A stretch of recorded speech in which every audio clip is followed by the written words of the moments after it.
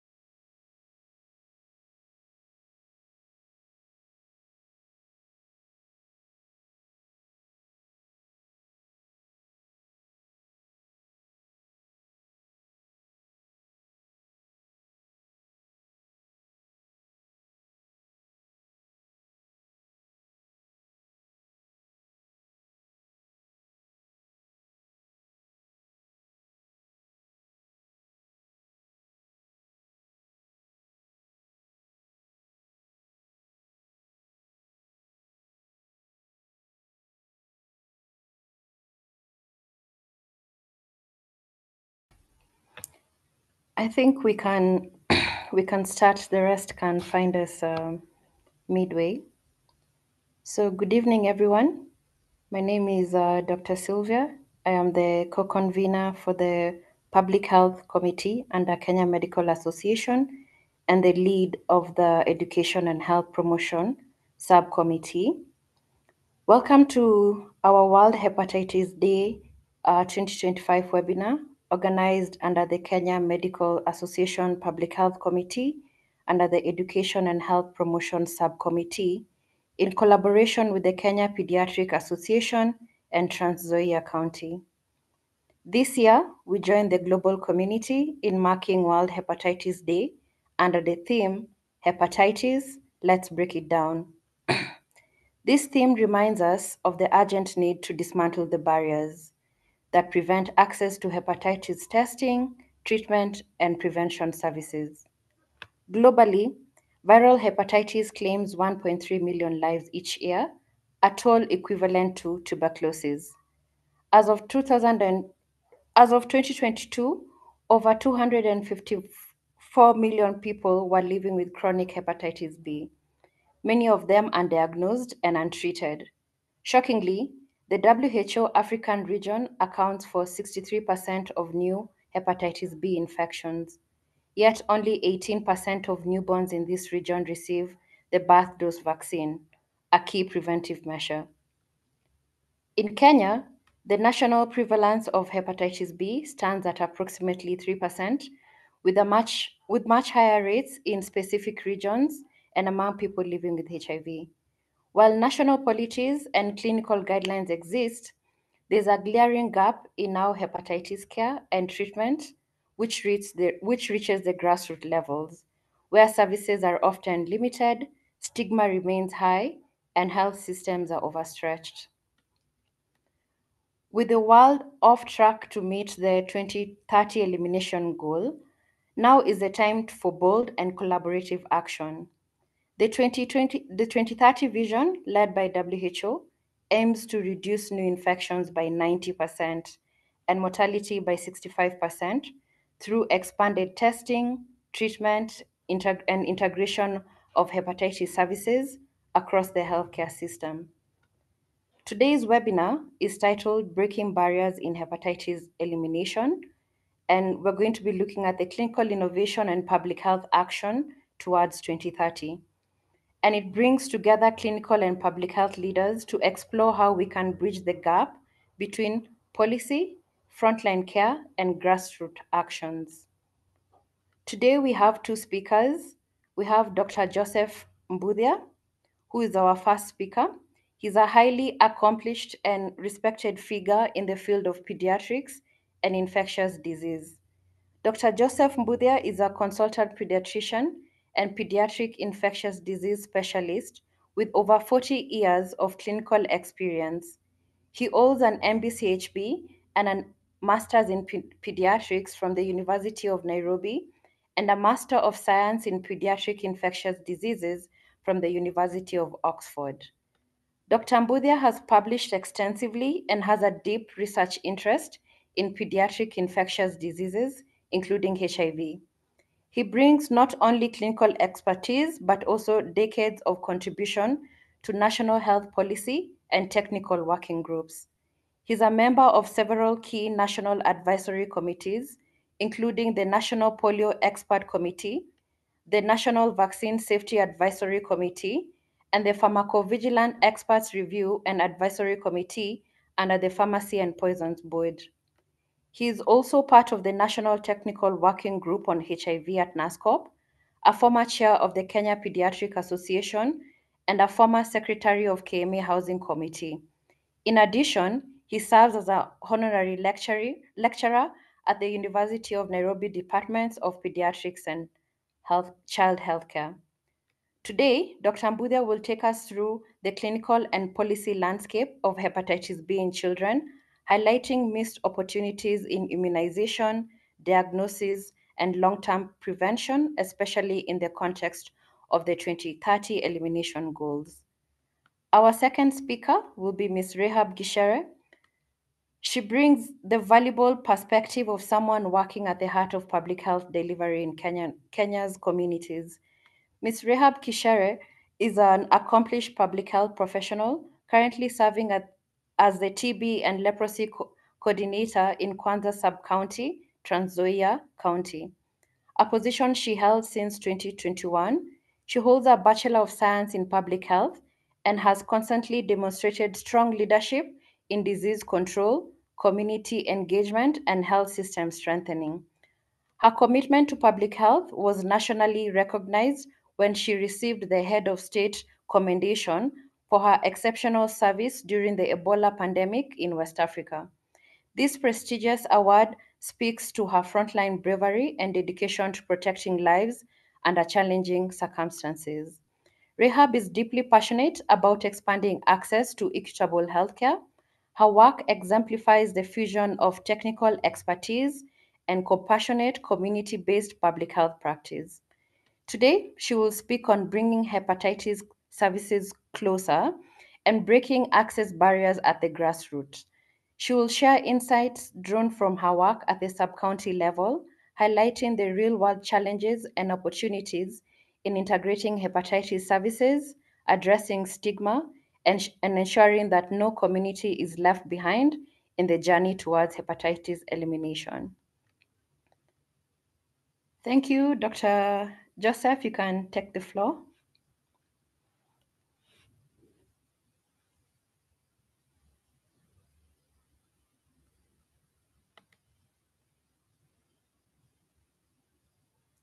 See my screen?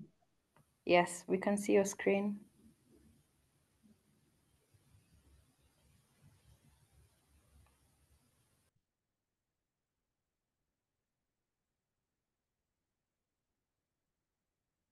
So I'm not seeing my slides.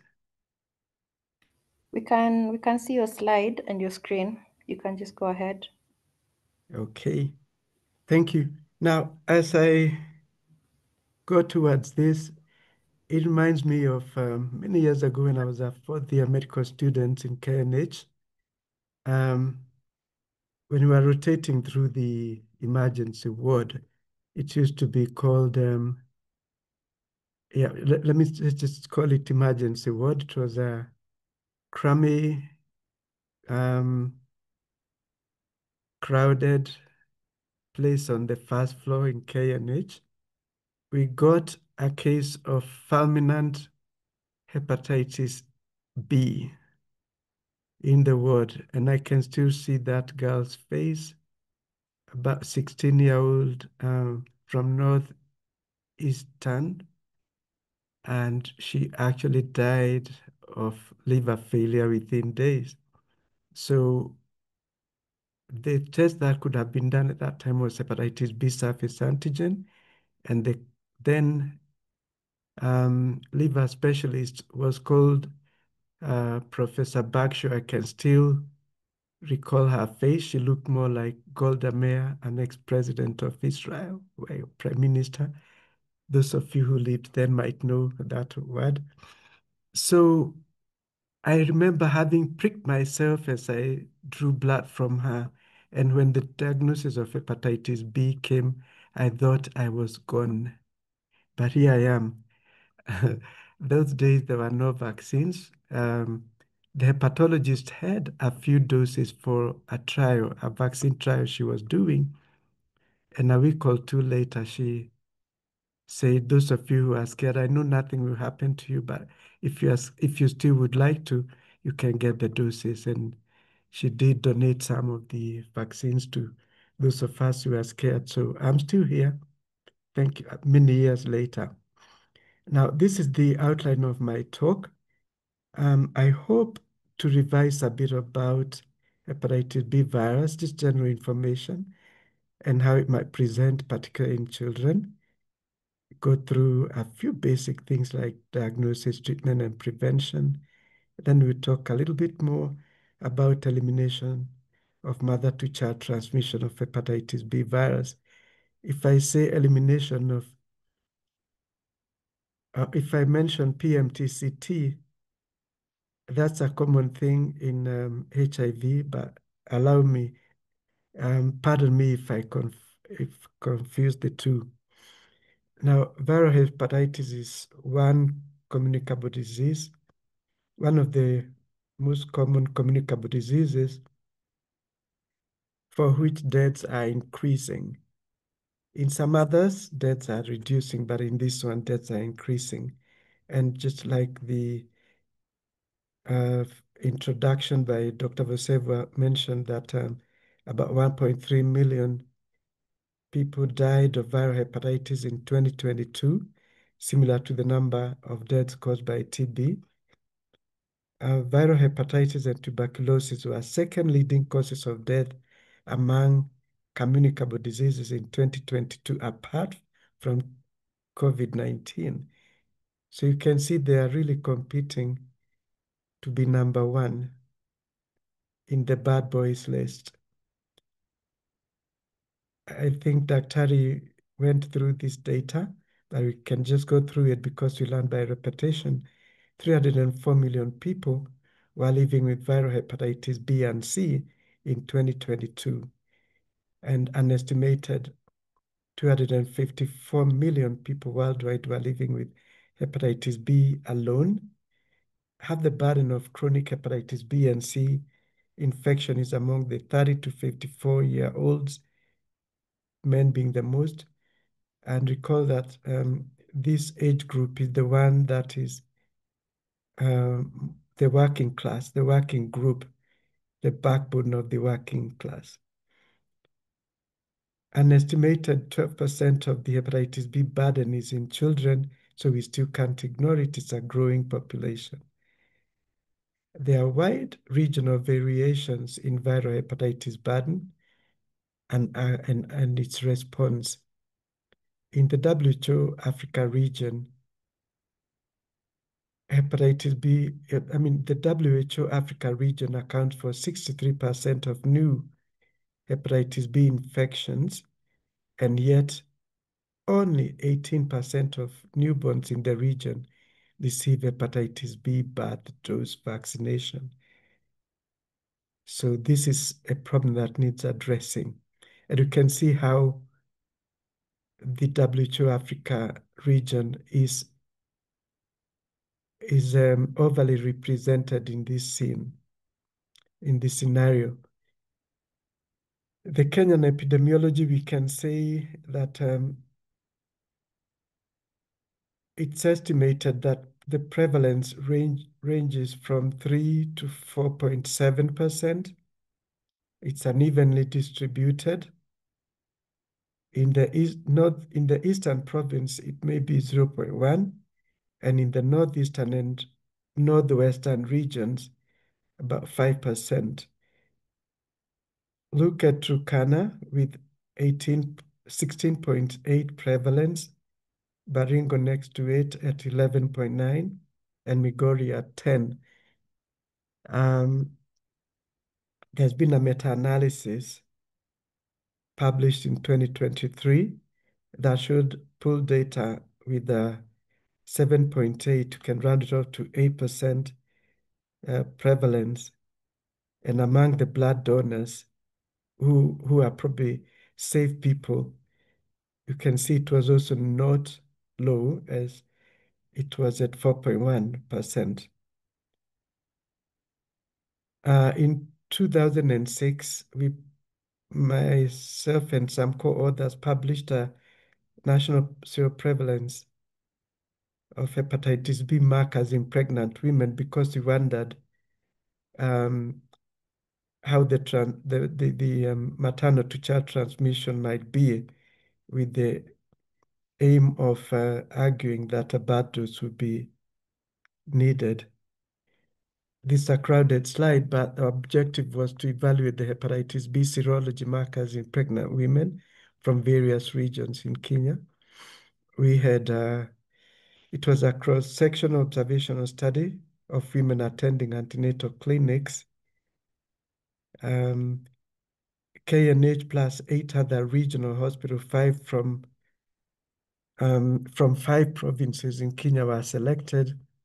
And in this study, if I can just quickly go to results, we had a big sample of over 2,000 women, and among them, 205 were positive for hepatitis B surface antigen, and of these, those that were positive, only 8.8% were found to be hepatitis B antigen. So protective antibodies were detected in 30.2% of women, mostly through infection, because at this point there was virtually no vaccination in Kenya, as it had just been started in 2000, and this study was done the data was collected between 2002, thereabouts. The conclusions were that there was high prevalence and high disease carrier rate among pregnant women. The hepatitis B antigen rates may show or may indicate that transmission to kids is probably low, which was not explained. But may I say that we also found very high prevalence in Turkana. In fact, it was the leading, and we wondered why that might have been. And part of our postulate was that the um, cultural practices like the cuttings and traditional markings, including FMG, those may have been the causes of this high prevalence. Now, let's look at the virus itself. It's a B virus, it's a DNA virus. It can cause both acute and chronic infection, and it's associated with a risk of an increase in hepatocellular carcinoma. In fact, this is one of its most feared outcomes. Transmission is via exposure to bodily fluids from individuals with hepatitis B infection. Prevalence varies from less than 1% in the developed world to as much as 10% and up to 15% in some regions like Africa, Southeast Asia, and Eastern Europe. Now, prevalence is low in low and middle income countries is likely underestimated due to diagnostic challenges and also data challenges in reporting. In 2022, there was an estimated 1.2 million new infections of hepatitis B worldwide. Most children acquire hepatitis B perinatally, and when they do that, when they acquire it perinatally, they become immune tolerant to it. This may probably have to do with the passive immunity given to them by their moms, but the reasons are not well understood. They may remain immune tolerant to the chronic infection for a decade or more. Such children who acquire the hepatitis B virus perinatally have high hepatitis B virus DNA levels, normal serum transaminase, and normal necroinflammatory liver disease. Rather, the necroinflammatory liver disease is minimal. This is as opposed to those children who acquire it horizontally after they are born, who may have low DNA levels, hepatitis B DNA levels. Their transaminases may be elevated, and they have high necroinflammatory liver disease than in the perinatally acquired one. Now, that said, I must say from the time that hepatitis B immunization started at the beginning of this the 21st century, that's 2000, I have not seen or diagnosed a case of hepatitis B. I have had a colleague who has diagnosed one, but it's pretty rare in children. Diagnosis of hepatitis B infection largely is from hepatitis B surface antigen, and this is the first detectable serologic marker appearing 30 days after infection.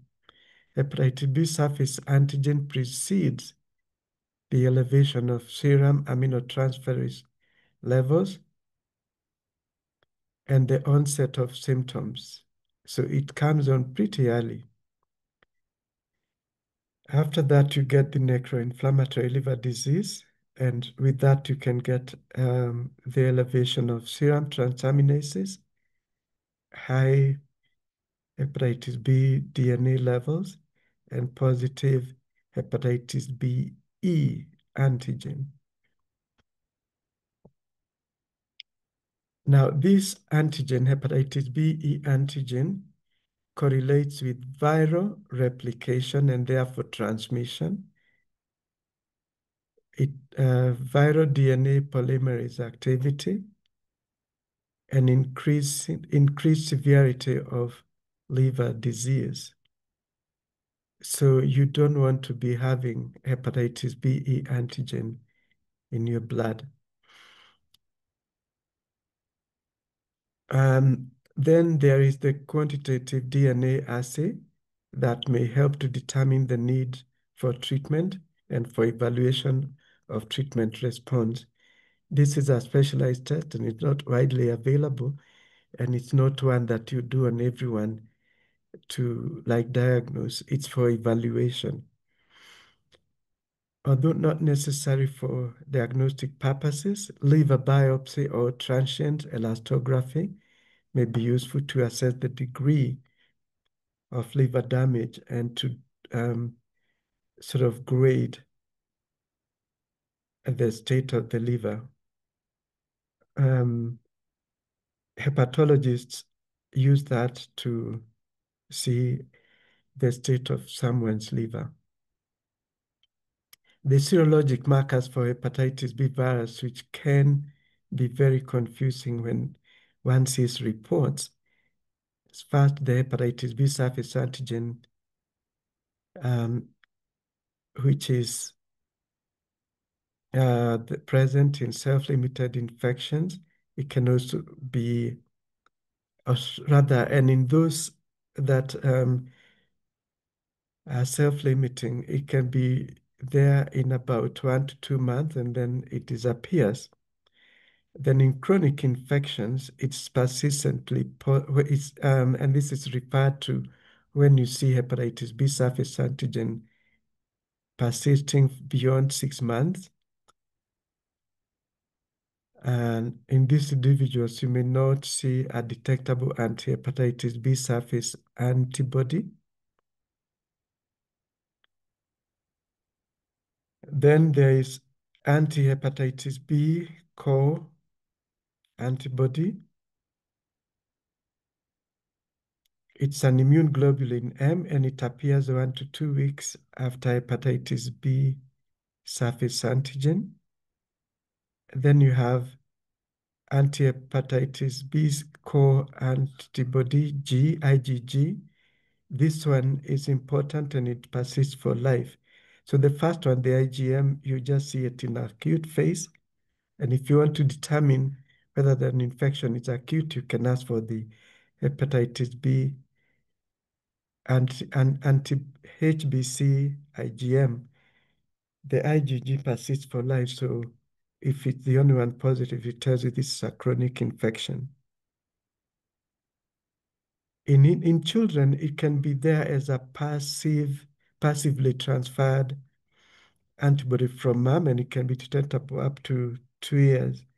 So if you find it in a child, just do other tests to confirm infection. Then there is the anti-hepatitis B surface antibody.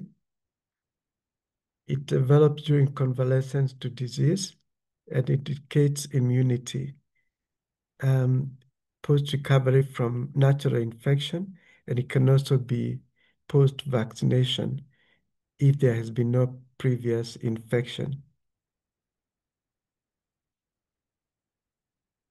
Now, if someone is vaccinated and they were already they already had an infection in the past, what would one find?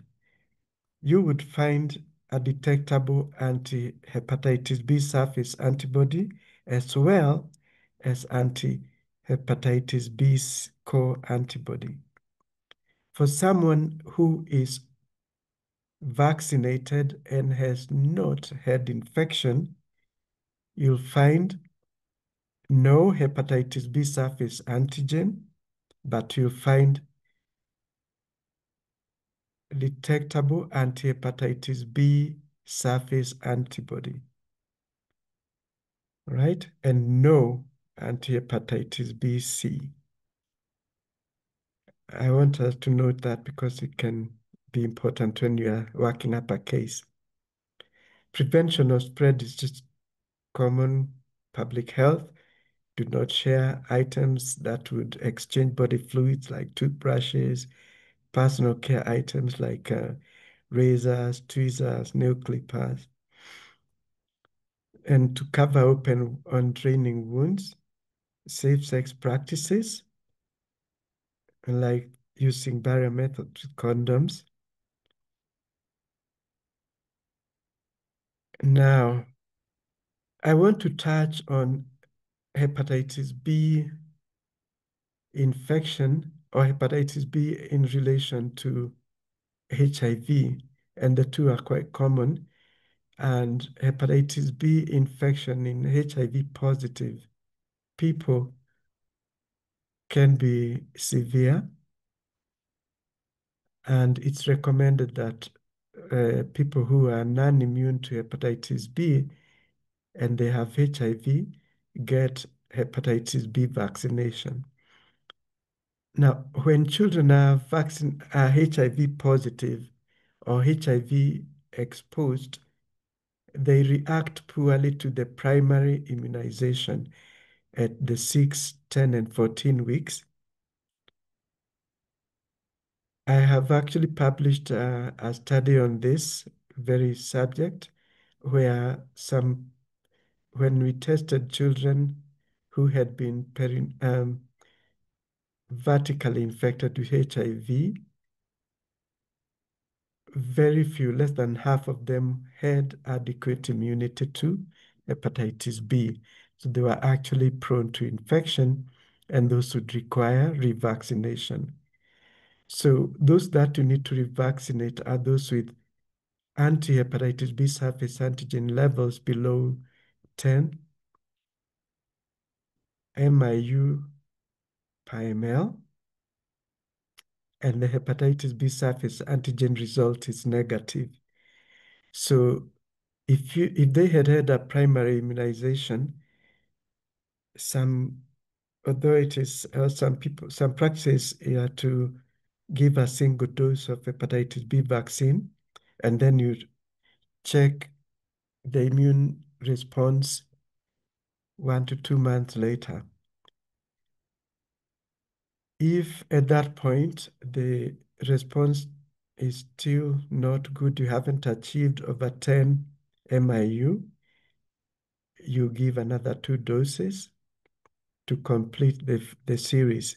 Alternatively, it's to revaccinate with a complete 3 doses of hepatitis B, which would probably be the best recommendation in our setting where we do not have the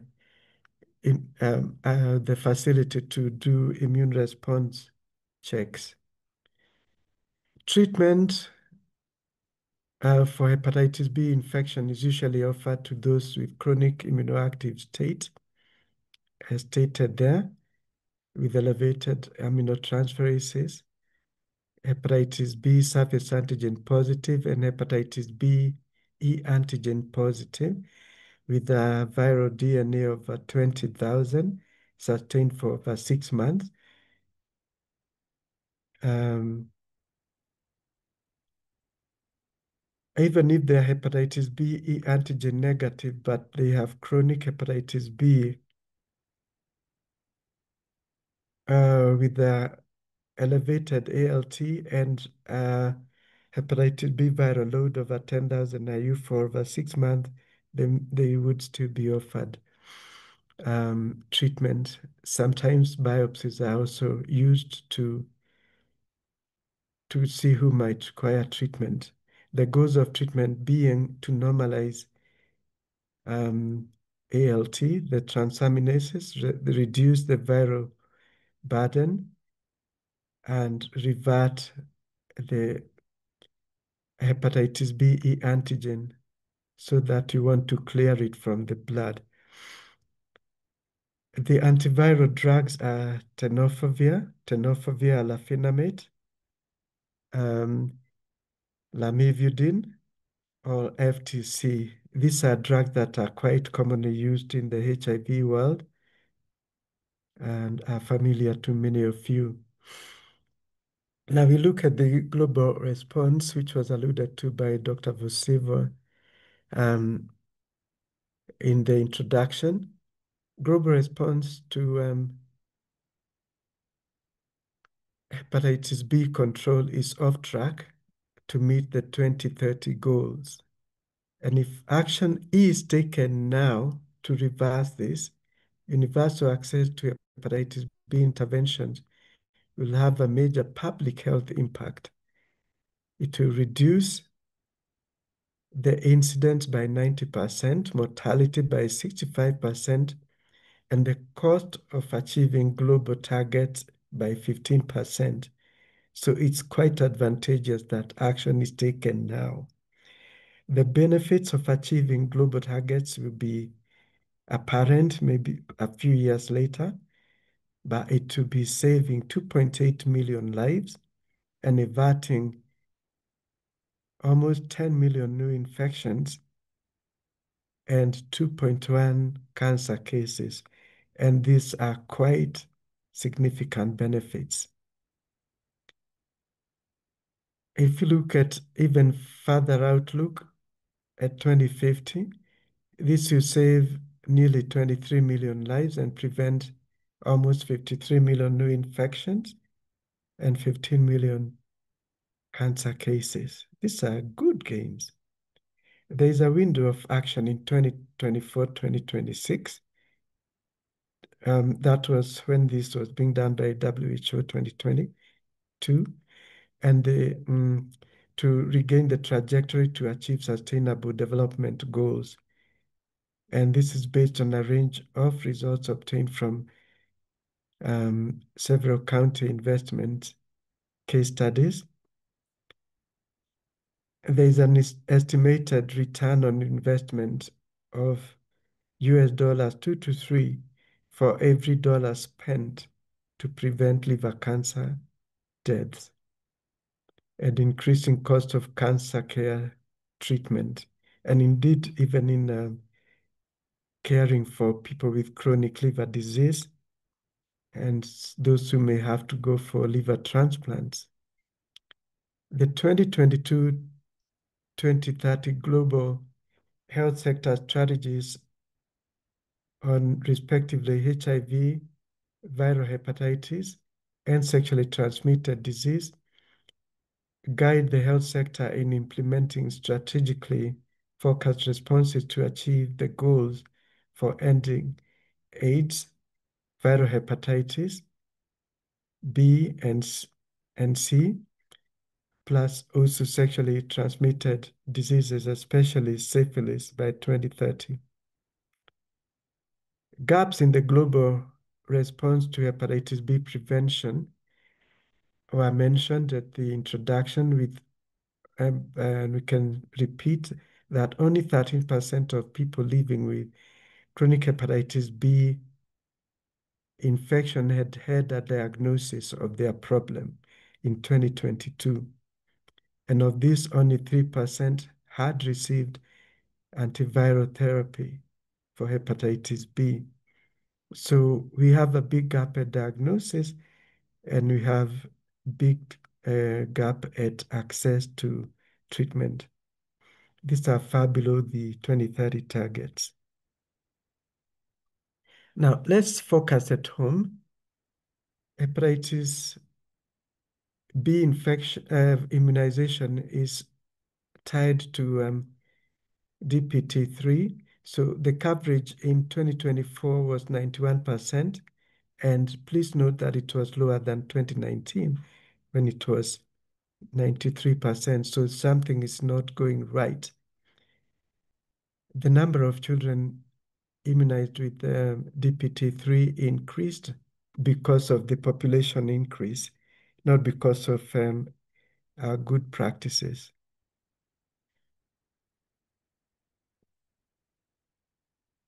Now, our immunization schedule is for hepatitis B immunization as along with the DPT to be given at 6, 10, and 14 weeks. In this slide, I want you to note where there is OPV3. If you can see my cursor, in the first quarter of the year, you can see we are not doing very well. This is January, February, March, and April, down even to 61%. Are these things to do with access to care? Could it be having something to do with the way we are funding our health? Food for thought. So you can see for hepatitis B, we are below the 80%, which is ideal. Now, we do not give bad doses in this country. And prevention of hepatitis B infection in newborn infants would be to provide a bad dose within 12 hours after birth. This would be optimal if it's given to all infants. And in addition to the hepatitis B vaccine, infants born to women known to be HB surface antigen positive, they would get hepatitis B immune globulin within 12 hours of birth. This is elusive because even among the pediatricians, we know that availability of this immune globulin, specific hepatitis B immune globulin, is not there. So I'll skip this and just mention that the introduction of universal hepatitis B bad dose vaccine in the Kenya expanded program on immunization, there have been recommendations that hepatitis B vaccine bad dose be included,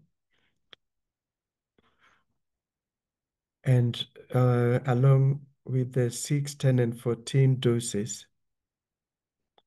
And also to vaccinate hepatitis B surface antigen negative women in the antenatal clinics,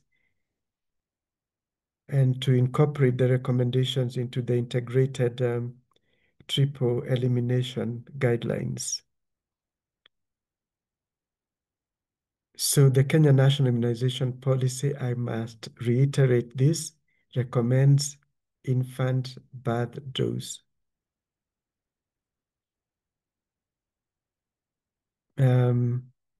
The triple elimination looks like this. That is of hepatitis, HIV, hepatitis B, and STIs.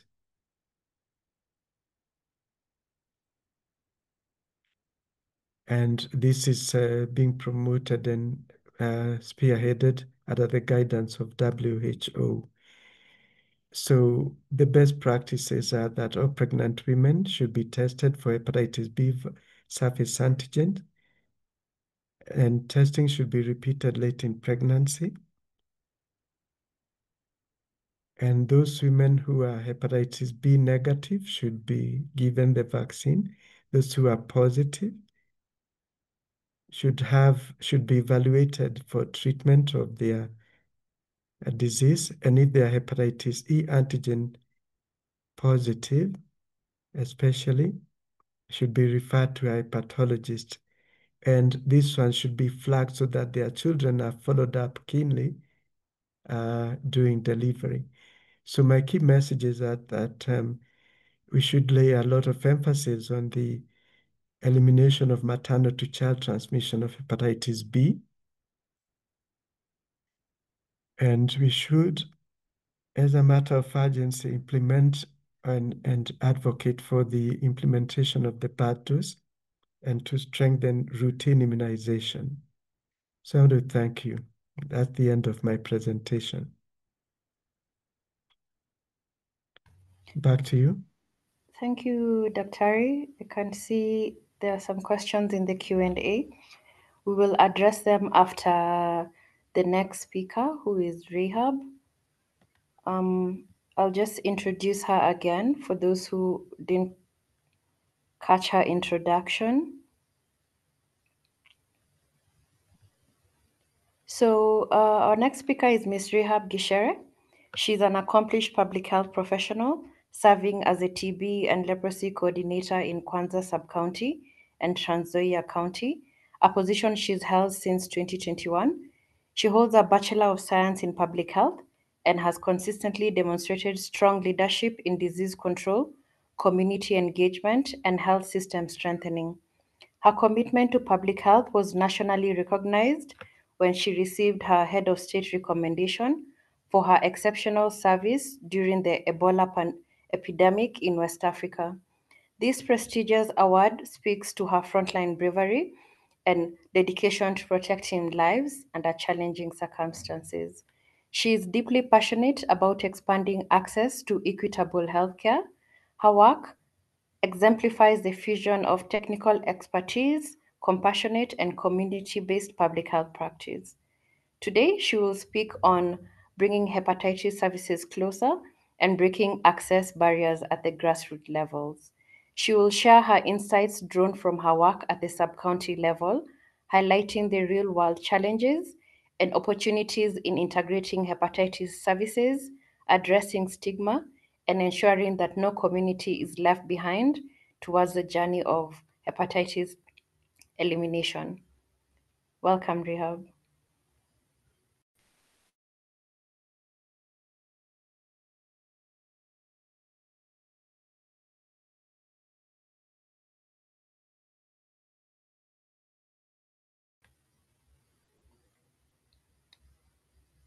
Meanwhile, as Rehab is setting her presentation, Dr. there's a question here. Maybe you can be thinking about it.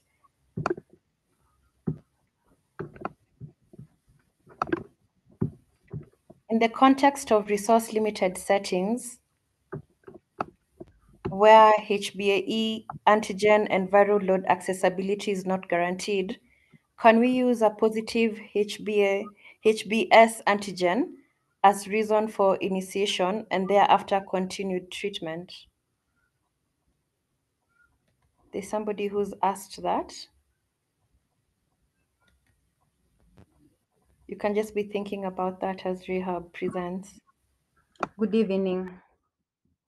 Am I audible? Yes, you are. Yeah, and are you able to view my screen? Yes, we can see your screen.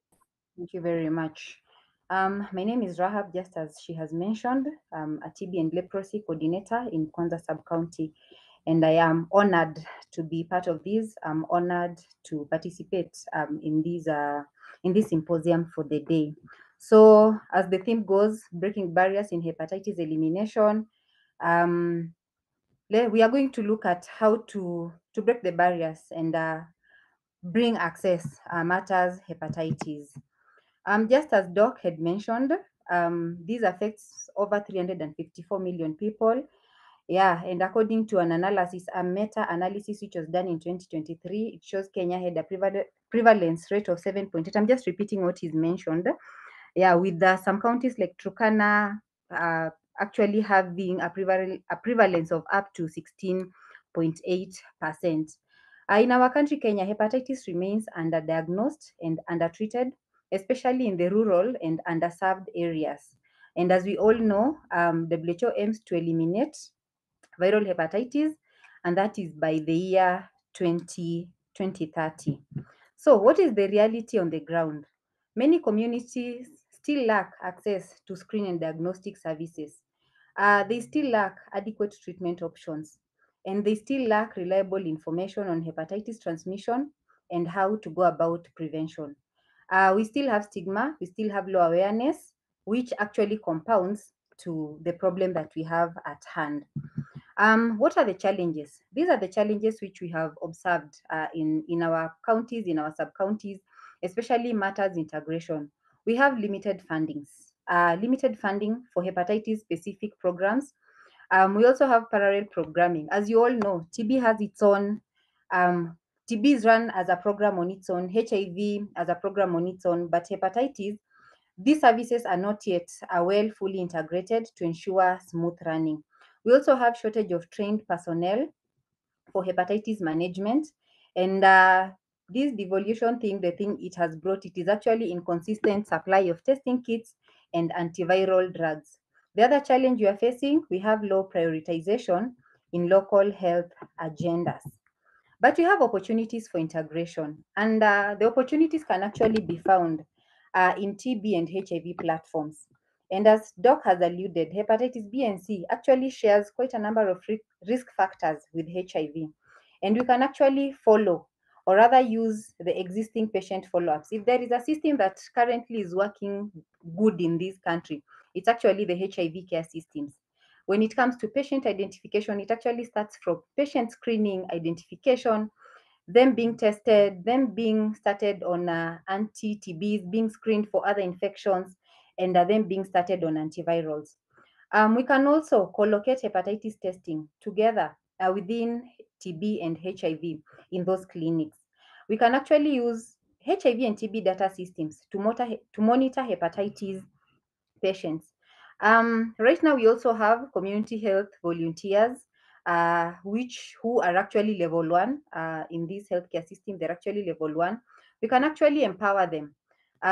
They normally visit around 20 to 40 households per month.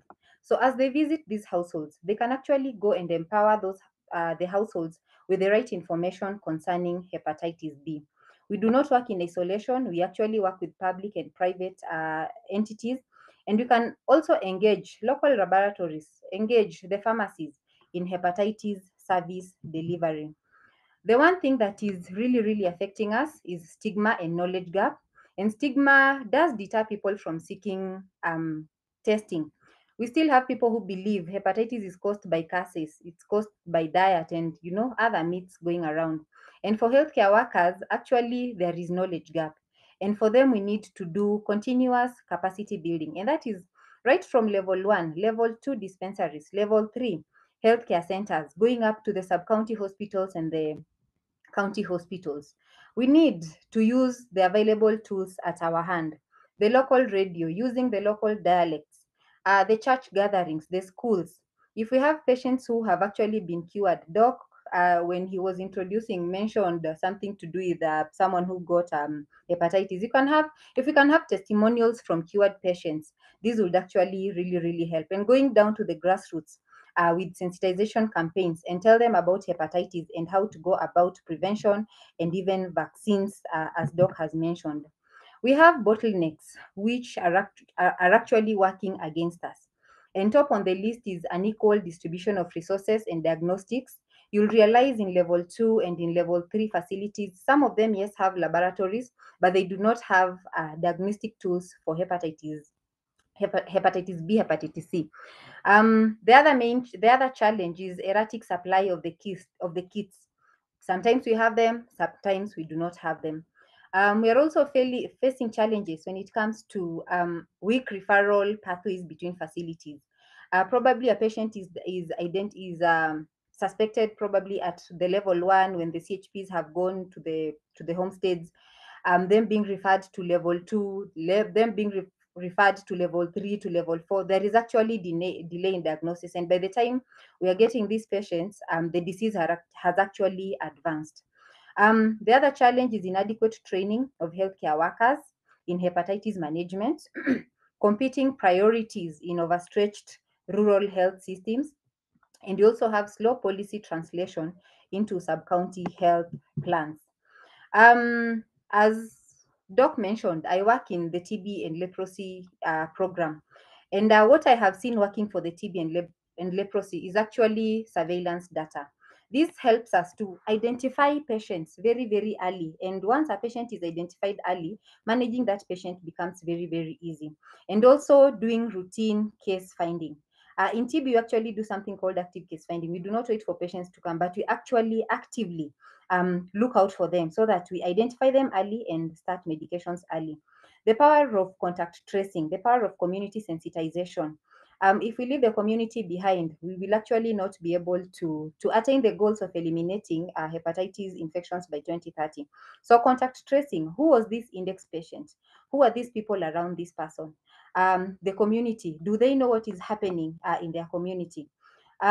We also need to empower our frontline healthcare workers so that they're able to pick up an infection as soon as possible. And also decentralizing services, and this will improve access and early diagnosis.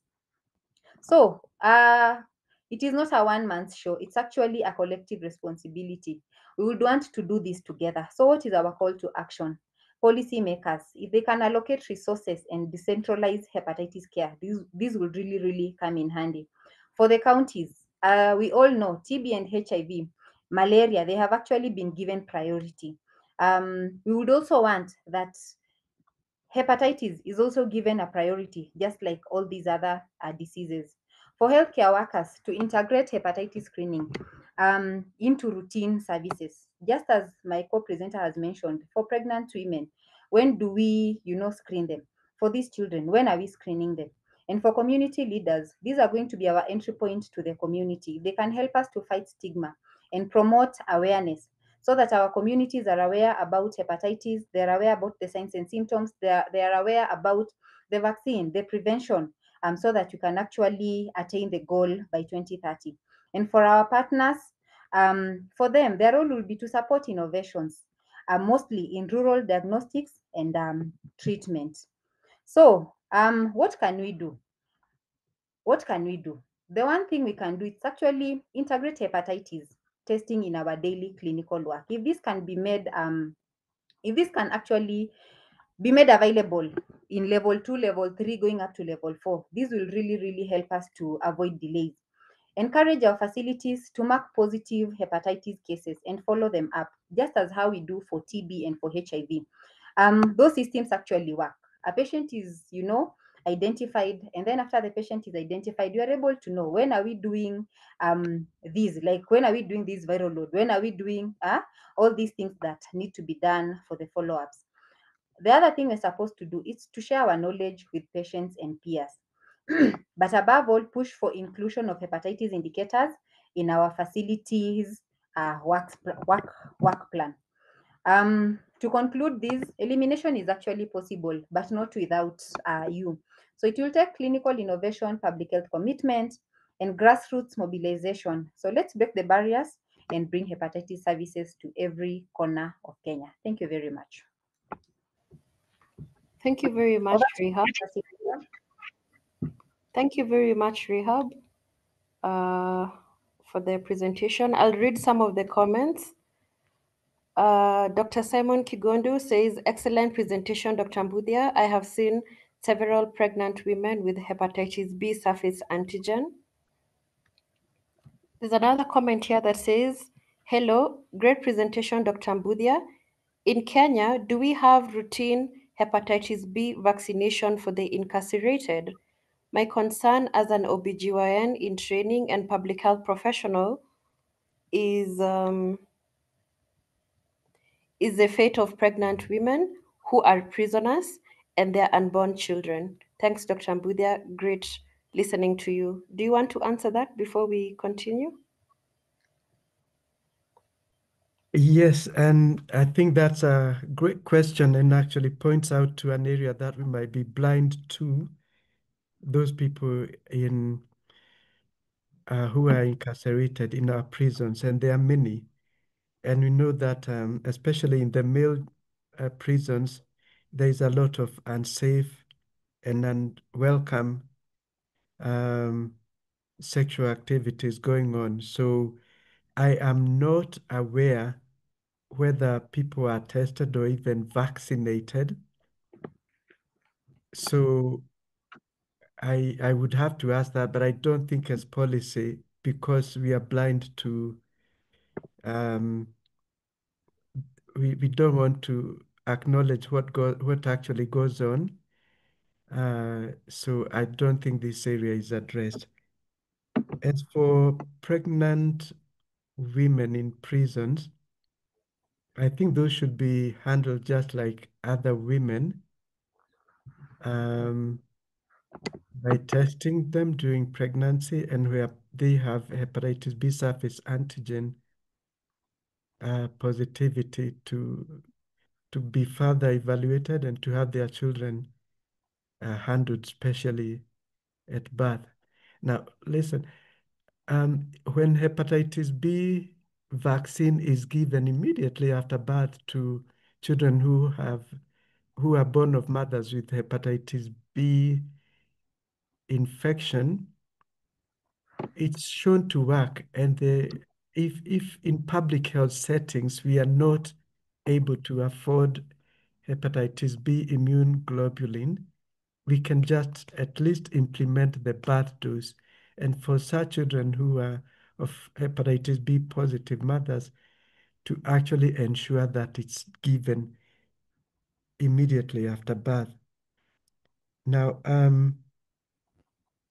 so I don't know about the policy of prevention in prisons, uh, but if it's some area that should be addressed, and thank you for pointing it out. Thank you. I also had not thought about the incarcerated people. Secondly, what approaches would you suggest to improve both maternal and perinatal outcomes of hepatitis B infections? I ask because with current note that there exists a discord among obstetricians and pediatricians where each specialist cohort tends to work in silos.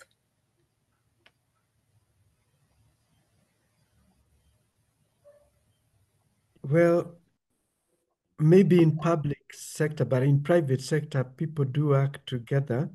And most obstetricians will tell you that this mother tested positive, but we do need, the two need to come together, to sit at tables so that the obstetricians lobby for the universal testing of pregnant women for hepatitis B surface antigen, and pediatricians lobby to have the birth dose given to all newborns and to also have a way of children who are being born to hepatitis B infected women being flagged so that when they are born, there is special care taken for them, just like we handle the HIV exposed children. Does Thank that you. answer the question?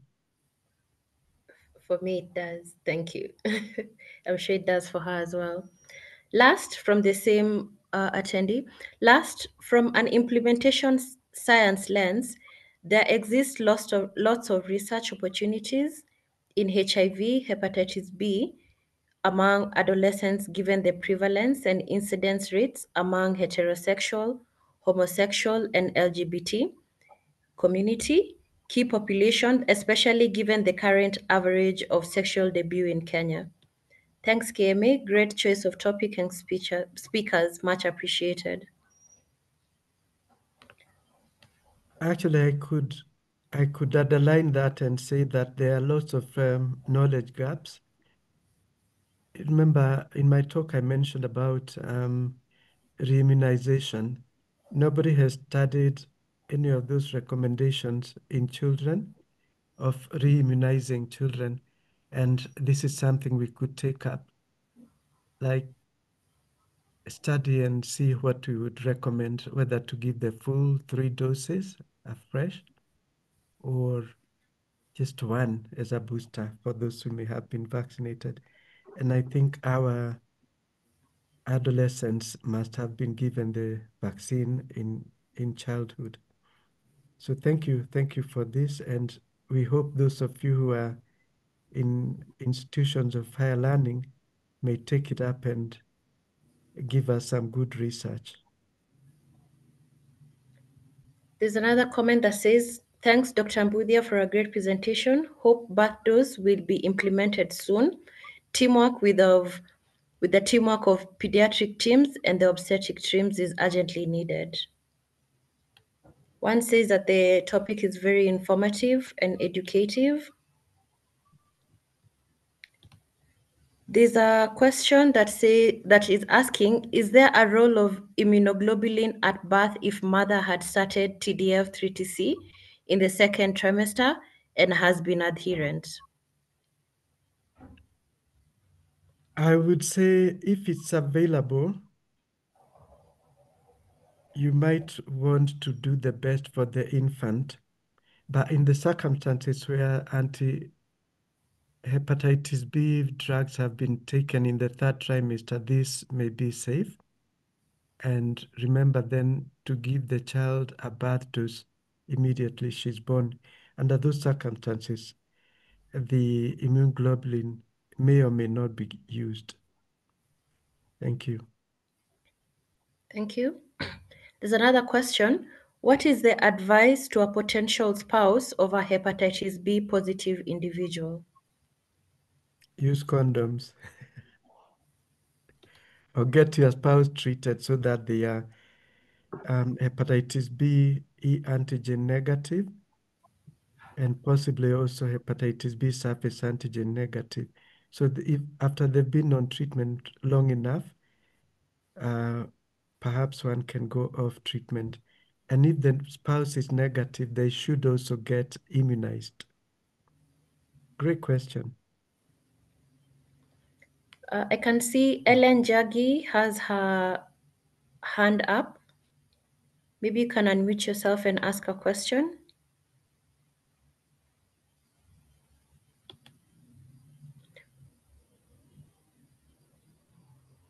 While she's doing that, Doc, can you comment on hepatitis B vaccination among healthcare workers? And maybe Rehab can tell us how it's been implemented at the sub-county and county levels. Because I know healthcare workers are meant to be immunized against hepatitis B. Absolutely. They are meant to be. It's one of the recommended vaccines for healthcare workers. As for checking on the implementation, I don't know how it is in the public sector, but I know for one to get employed, particularly for the nursing staff, you either have to have the vaccination certificate. Some of them check your immune levels, immune response levels, and if not, you just get immunized as you are and enrolled onto employment. So maybe we hear what is in the public sector. But before that, it's in everyone's interest because you are exposed to patients whose status you do not know. It's in your interest to get vaccinated for hepatitis B if you are not already vaccinated. Thank you. In the public sector, there was a time that the vaccines were available, and quite a number of healthcare workers got their first dose and I think a repeat dose. But lately, last year, this year, we haven't had hepatitis B vaccine. So currently, it is out of stock. It's something that the healthcare workers in the public sector should lobby for. Thank you. Thank you. There's a comment that says, thank you all for this insightful presentation. Educating the community is critical. and this is a great step in the right direction. Somebody is asking, at what point do you stop the anti-hepatitis drugs after birth? No, we didn't say that you give anti-hepatitis B drugs after. Oh, for the mother or for the child, if I may ask. They haven't specified, but I am, let's assume it's for the Let's say, mother. let's say if it was for the child, we don't put children on anti-hepatitis B drugs. We immunize them at birth. For the mother, if she was already taking anti-hepatitis B medications, she would continue until her hepatitis B is fully treated. How is that determined? You check for hepatitis E seroconversion, that hepatitis B E antigen becomes negative. Further on, you might also see the liver function tests have normalized, and in the long distance, the hepatitis B surface antigen may disappear, and then you are left with the hepatitis B antibody, surface antibody. Thank you, Thank Doc. you. Thank you. Somebody is asking, a healthcare worker who was vaccinated against hepatitis B more than 15 years ago, do they need a booster? I would say, where possible, check your immune level, antibody levels. If they're inadequate, get a booster. If they're adequate, you need not get a booster.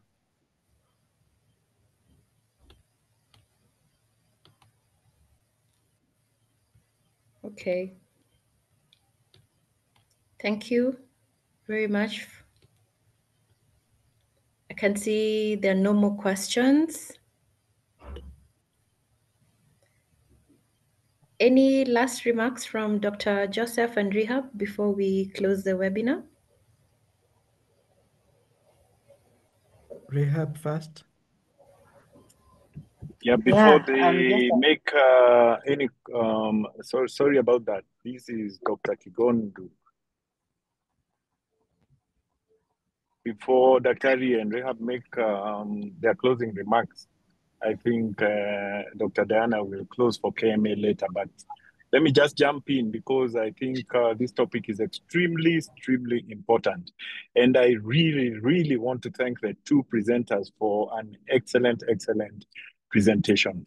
I do antenatal clinics in both public and private, and I have seen hepatitis B surface antigen positive antenatal mothers in both public and private. One, in the public sector, I am not sure there's a policy for doing the hepatitis B surface antigen test, because I have seen several not done. It may be a factor of lack of test kits, but I don't know whether there is a policy to actually do that. I think Rehab can take that. But secondly, I recently saw a mother with hepatitis B, surface antigen positive, and we did a retest and it was still positive. And we've started her on the antiretrovirals. I note that the antiretrovirals that are present are the ones used for HIV. So tunaziingiza tu zote hapo. I'm not sure there are specific ARVs, especially in the public sector, for hepatitis B alone. So I don't know whether the ARVs added onto the hepatitis B treatment is okay, but that's what we treat for them. Secondly, the immunoglobulin injection is very expensive, and we worry that when the children are born in the public sector, the children may have no access to that. So it is almost comforting to hear from Daktari that if we put the mother on antiretrovirals in the third trimester, then just in case the mothers who deliver with a hepatitis B surface antigen test positive can actually just get the vaccine. Maybe you will comment on that. And finally, again, when you're doing your closing summary, just summarize for us. A pregnant mother, hepatitis B surface antigen positive, and we started her on antiretrovirals. When do we stop? Thank you very much.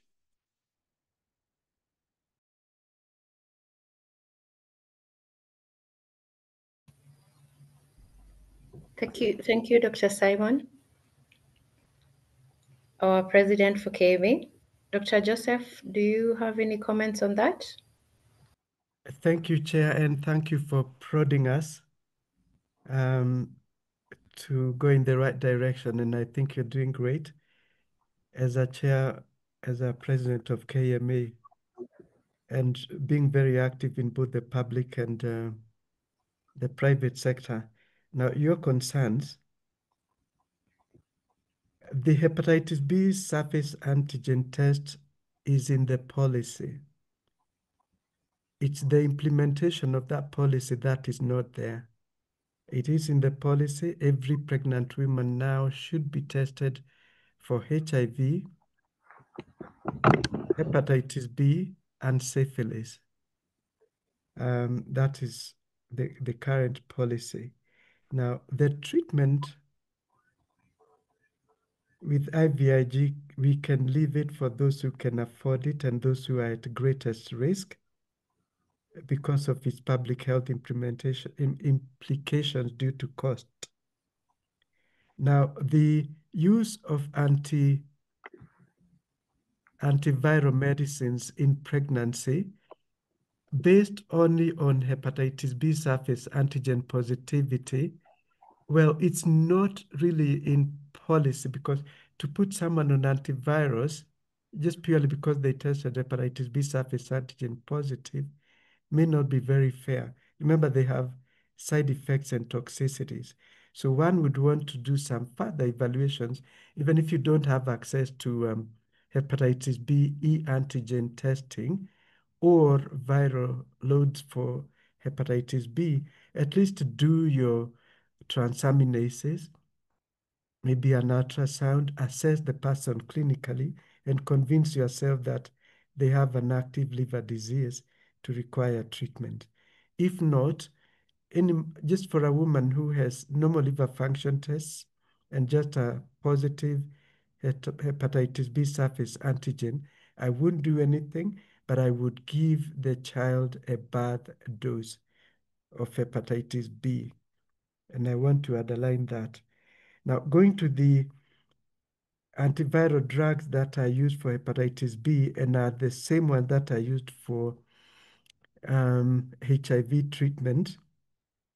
These are tenofovir, TDF and TAF, and also in conjunction with 3TC. They're available in combination and also separately. Now, somebody has been asking about TAF. NASCOP has had some TAF that is almost going, expiring in their hands. And this was acquired at the change of guidelines. So those of you who need it, please contact NASCOP. I'm not very sure that it's available either as a standalone or in combination, but I do know it's available. For pediatrics, remember there have to be at least a child who has 14 kg body weight. So I think I have fielded the question that were there.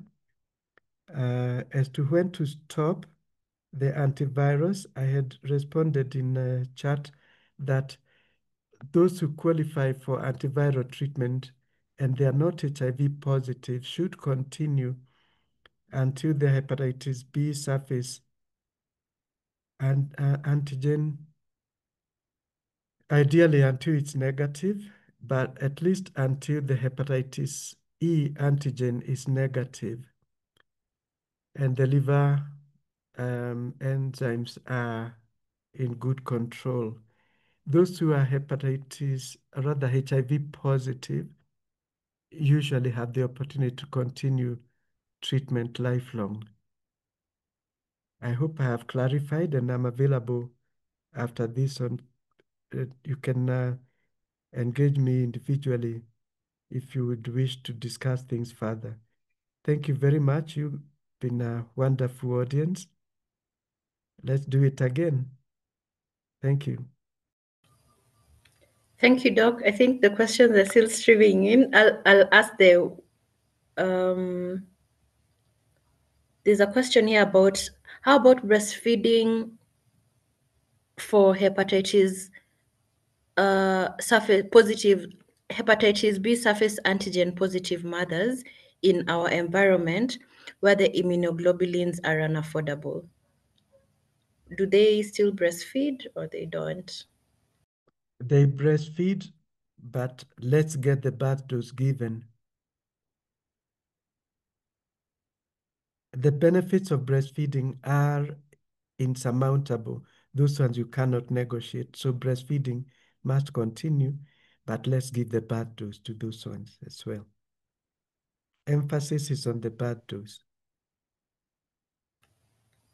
Last question. Which liver enzyme do we consider in making clinical judgments?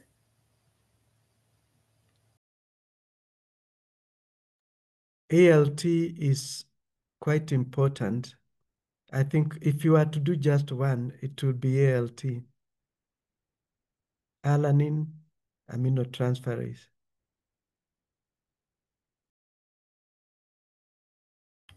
There's a comment here that says all HIV negative patients who have positive hepatitis B surface antigen and eligible for TDF-3TC are captured in NASCOP HIV pharmacy database for ARV supply. Thank you for that addition. Thank you. So Ms. Rehab can speak, and then we will have our Secretary General of KMA, Dr. Marion, give us a word or two. Once again, thank you very much. It's an honor to actually be part of this. So for healthcare, I think someone asked about the public sector and if we have started implementing screening of pregnant mothers. Yes, it's a policy, but we haven't started screening them. I think due to the many bureaucracy, we don't have the kits, and it hasn't been rolled down to the level 2 and level 3 facilities. So it's a policy, but not yet implemented. But we hope that it will be implemented soon. So in our fight towards actually eliminating the hepatitis, we'll need to work with the communities right from level 1, the community health promoters, to the dispensaries, to the healthcare, to the health to the health centers as we go up to level 5, level 6, and level 4, because most of these patients, they're actually seen at level 2. That is the first contact is actually level 2, the dispensaries and the health centers. We actually need to empower now the community healthcare workers, the frontline healthcare workers, which include the nurses who are seeing patients, who are attending to these pregnant women. We need to empower the clinicians who are actually on the front line, the doctors who are in level 3, level 4, attending to these patients, so that I think together, collectively, we can actually eliminate hepatitis. So we need to go down, down, down to the grassroots, to the community as we come up to these higher levels. So it is a collaborative effort, me and you, so that we may be able to achieve our 2030 goals. Thank you very much. Thank you, Rehab. Daktari, I think we still have you on the questions. There's a question here. What is the frequency of follow-up while on treatment? How frequently do you do the uh, hepatitis B-E antigen? I can see you've already answered it. Frequency of follow-up depends on severity of disease and viral load. Yes. And If someone is not acutely ill, you would probably do this every 6 months. But if they have acute and severe disease, the frequency may be determined by the specialist, but it will be more frequent. Thank you.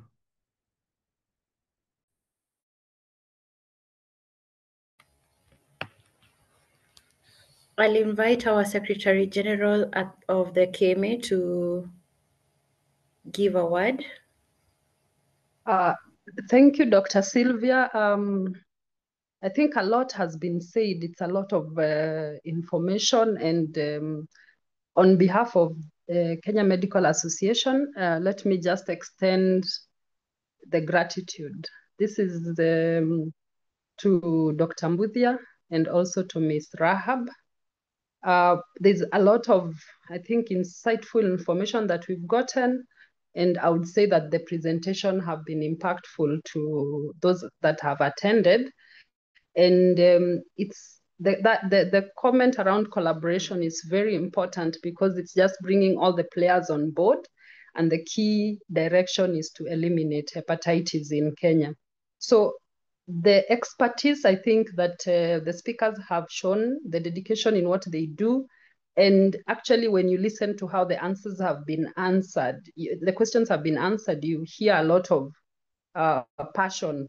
And this has enriched our understanding and reinforced the urgency of why that collective action is important.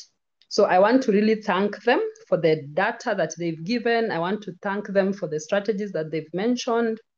The issues, the issues around prevention, diagnosis, and treatment.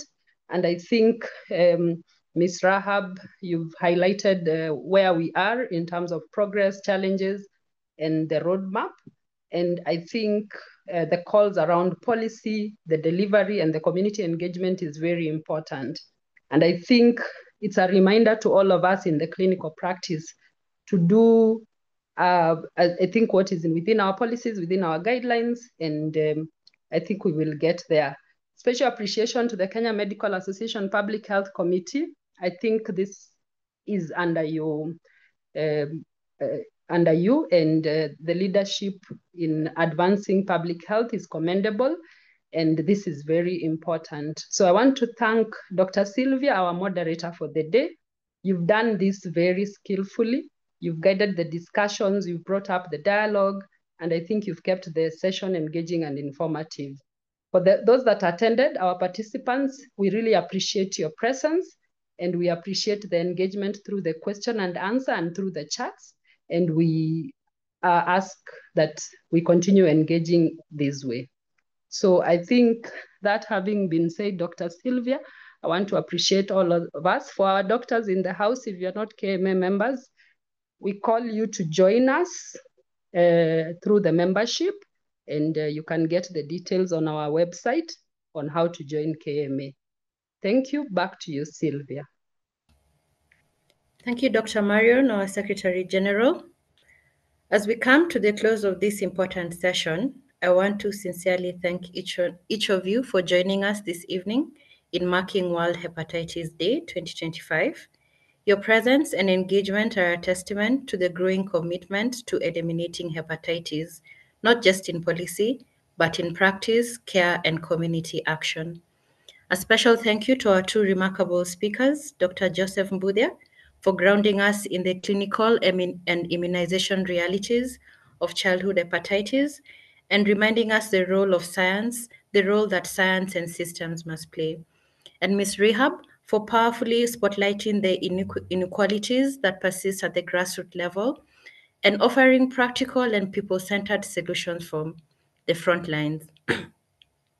This year's theme, Hepatitis, Let's Break It Down, calls on all of us, clinicians, public health professionals, policymakers, community leaders, to dismantle the barriers that continue to delay diagnosis, limit treatment access, and perpetuate stigma.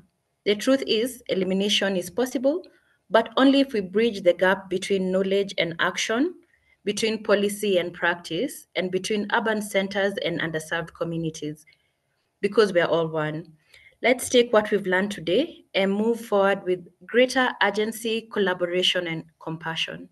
Thank you once again, and let's continue working together towards a hepatitis-free Kenya. Have a good evening and stay safe.